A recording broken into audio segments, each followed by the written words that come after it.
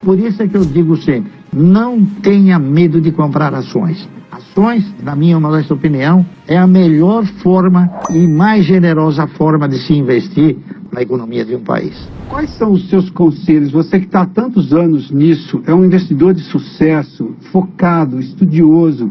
O que o investidor precisa saber, seja o que já faz aplicações na Bolsa ou que vai entrar no mundo do mercado de capitais, precisa saber, ou erros que não pode cometer para entrar nesse mercado de forma saudável, ou seja, no longo prazo, pensando de longo prazo? Bom, eu primeiramente gostaria de aconselhar a todos que absolutamente o cidadão brasileiro não deve ter medo de comprar ações.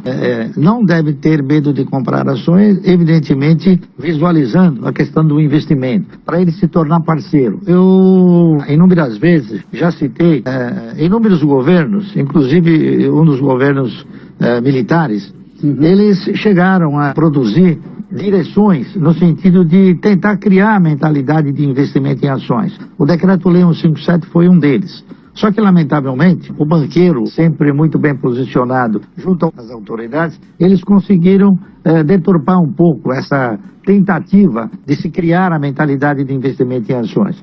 Por quê? Porque aconselharam as autoridades no sentido de informar, olha, o cidadão brasileiro não tem condições de comprar ações ele individualmente. Então vamos criar um fundo fiscal, e esse fundo fiscal acabou então deturpando aquela imagem inicial. Nós tivemos depois uma segunda tentativa onde o governo ofereceu um incentivo fiscal para quem subscrevesse ações e ficasse com elas durante 5 anos bloqueadas, é isso? E também não houve um sucesso muito grande.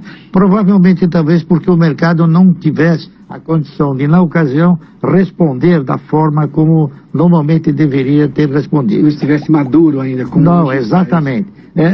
Aquele primeiro movimento que o governo tentou de criar em 1967, essa mentalidade de investimento, ela acabou não se consolidando. E no segundo movimento, que foi na década de 70, eu não me recordo se foi em 74, 75, esse movimento acabou não tendo sucesso. Agora, o que eu volto a dizer é o seguinte, me surpreende bastante o fato das autoridades não investirem mais para que o cidadão pratique essa cultura de investimento. Incentivar no sentido de gerar essa cultura, não é isso?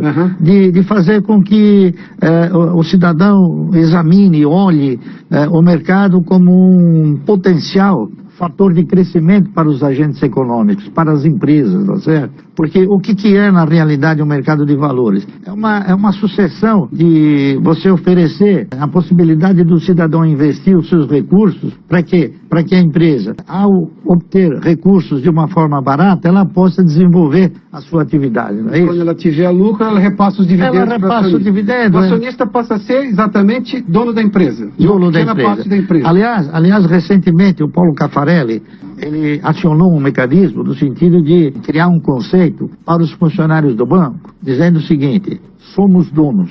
E eu achei isso daí interessantíssimo, porque a gente percebe que o empresário, ele não tem essa vocação de fazer com que o empregado seja também um parceiro dele, tá certo? E isso é uma coisa que nós precisamos, de alguma maneira, incentivar. Fazer com que o indivíduo examine o segmento acionário como um potencial formador de poupança e, ao mesmo tempo, de renda mensal. Eu até me surpreende, até só concluindo, o seguinte, como é que até agora, ao invés de simplesmente aposentadoria, o governo não olhou para direcionar recursos no sentido de compilar ações, formar uma carteira de ações com um fundo de garantia ou com outros elementos ou com outros fundos e fazer o seguinte, transferir para o cidadão que está se aposentando uma carteira de ações para que ele possa o quê? Para que ele possa usufruir enquanto viver. Depois que ele morrer, a carteira de ações volta para o governo. Então, nunca... Isso é um sistema de previdência que eu nunca tinha ouvido falar. Essa é a sua proposta? É a minha proposta, é uma coisa que nós estamos lá no Conselho de Economia tentando modular para fazer com que não haja uma reforma da Previdência, para que haja uma transformação na Previdência. A Previdência precisa do quê? Precisa de fatores sustentáveis. recursos sustentáveis. Então, eu em 1971, 72... Que hoje, só para deixar bem clara essa situação que você está expondo, hoje o que eu tenho na Previdência Pública? Quem trabalha sustenta o sujeito que se aposentou. E aí eu tenho essa coisa cíclica, né? Cíclica. Uma vez que a pessoa, depois ela falece, esse aqui que era novo hoje, trabalhou durante 30 ou 35 anos, com a reforma vai dizer exatamente quantos anos ele vai ter que trabalhar, e depois ele passa a ser sustentado por quem entra no sistema. Você está dizendo para ter um fundo de ações Exatamente. que paga o aposentado durante a vida dele, uma vez que ele vira falecido. Exatamente. Esse dinheiro está lá para o novo aposentado. Para o novo aposentado. Mas entendeu? isso turbina o mercado de capitais de uma maneira. Mas isso é uma gigantesca. forma de você criar a mentalidade de investimento em ações. Porque no instante em que o cidadão ele perceber que, ao invés de ele ser um agiota, ele ser o quê? Um potencial investidor na geração de riqueza, ele vai acabar se conscientizando e se convencendo dessa verdade. Mas O Decreto-Lei 157, na época em que foi feita a apresentação pública, as pessoas que fizeram a apresentação, eles diziam o seguinte: para você se convencer em ações, primeiro você precisa do processo, para depois você receber o impacto. O que é isso? Seria o seguinte: naquela ocasião, o cidadão ele tinha um incentivo fiscal para comprar ações. Tá. Então ele ia comprar uma ação e não sabia o que era aquilo, ele ia pegar a ação e ia colocar na gaveta. Sim. E ele ia fazer isso durante 5 anos consecutivos, enquanto ele não podia mexer com as ações. No instante em que aquela medida dele não poder mexer, aquele bloqueio, se concluísse, ele ia abrir a gaveta e ia falar: deixa eu ver quanto vale isso. Aí ele ia ter um impacto. Por quê? Porque toda empresa, ela gera resultado, ela gera dividendo, ela gera o quê? Ela gera cotações diferentes na Bolsa. Então, a maneira que talvez se procurou fazer com que houvesse este impacto direcionado para o mercado de valores seria exatamente esse: produzir um processo com a sequência do impacto. Mas vamos lá, hoje quem compra ações ou quem está distante desse mundo ainda não consegue entender onde é que ele tem remuneração, porque obviamente a primeira coisa é: eu compro uma ação na baixa e vendo na alta. Isso é um mercado especulativo de curto prazo, que pode ser feito em longo prazo também, mas quem pensa só com esse propósito não leva em conta o segundo aspecto, que é uma coisa que você fala com muita frequência, que precisa comprar um projeto. Se aquela empresa continuar crescendo este ano, o ano que vem, o ano seguinte, ela vai repartir os lucros, que são chamados de dividendos. A Petrobras agora... E juros sobre capital próprio. Mas nós temos outros elementos, outras ações do mercado, que elas têm o quê? Elas têm uma trajetória de sustentabilidade em produzir resultado para o acionista, que é uma coisa infinitamente...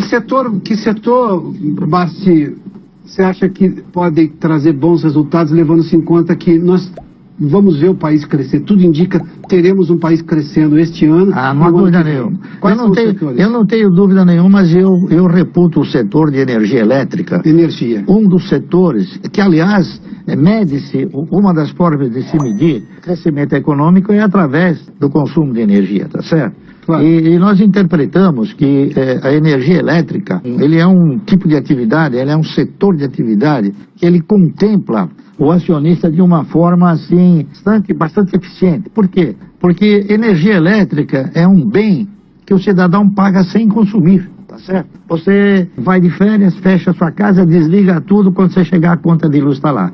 Então, é um bem que você acaba pagando, a exemplo de outros, não é isso? A telecomunicações também, né? Ninguém cresce se não tiver energia. Exatamente. Se a indústria produz nenhuma economia cresce se não tiver energia. Ela vai consumir. Claro, ela vai consumir, não há dúvida nenhuma. Então, e a maioria das empresas de energia, principalmente as empresas do setor de geração e transmissão, elas têm o quê? Elas têm, na sua constituição, um investimento maior. Depois, a manutenção é uma coisa que se processa de uma forma normal e tranquila. Então, a maioria dessas empresas, elas distribuem bons dividendos aos seus acionistas. Bom, vamos lá, rapidamente. Quem compra uma ação hoje por um determinado valor e de repente daqui 2 ou 3 semanas, no dia seguinte cai o valor, o que você diria a esse sujeito? Ele comprou errado a ação porque não olhou no longo prazo? Ou ele tem que entender que o mercado de capitais tem esses... Eu interpreto que faz parte do mercado de capitais uma figura que eu reputo ser uma figura importante.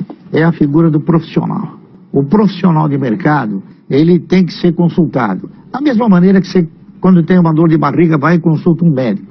Na razão direta que você incorpora o que você pretende fazer no mercado de valores, ou seja, você constituir uma carteira que vai te produzir uma renda mensal essa que pode se traduzir numa renda bastante generosa ao longo do tempo, você tem que procurar um profissional que ele vá te orientar no sentido, nessa direção, nessa trajetória. Porque com certeza ele vai te direcionar para os papéis que remuneram de uma forma melhor e que você possa, dentro de um contexto operacional, comprar ação de uma empresa que esteja num grau de atratividade maior. Tá certo? Então esse é o caminho.